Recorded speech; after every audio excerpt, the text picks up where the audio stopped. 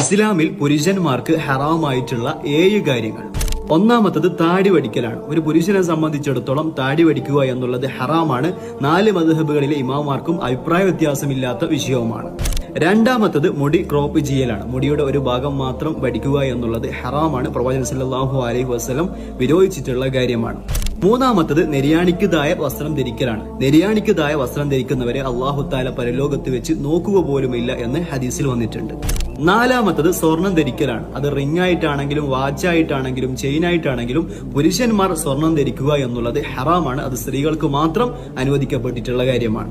അഞ്ചാമത്തത് അന്യ സ്ത്രീകൾക്ക് കൈ കൊടുക്കലാണ്, ഷെയ്ക്കാൻഡ് കൊടുക്കലാണ്. അത് ഫ്രണ്ട്സ് ആണെങ്കിലും മഹറമല്ലാത്ത കസിൻ ആണെങ്കിലും ഒരേ വിധി തന്നെയാണ്.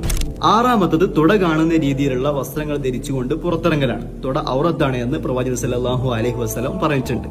ഏഴാമത്തത് പുരുഷന്മാരെ സംബന്ധിച്ചിടത്തോളം റിംഗ് ധരിക്കുക, വാച്ച് ധരിക്കുക എന്നുള്ളതൊക്കെ അനുവദനീയമാണ്. എന്നാൽ കാതുകുത്തുക, അതുപോലെ തന്നെ മാല ധരിക്കുക, ചെയിൻ ധരിക്കുക, ഇത്തരത്തിലുള്ള കാര്യങ്ങളൊക്കെ ഹറാമാണ്. സ്ത്രീകളെ അനുകരിക്കുന്നത് ഹറാമാണ് എന്ന് അവർ ശപിക്കപ്പെട്ടവരാണ് എന്നും പ്രവാചകൻ സല്ലല്ലാഹു അലൈഹി വസല്ലം പറഞ്ഞിട്ടുണ്ട്.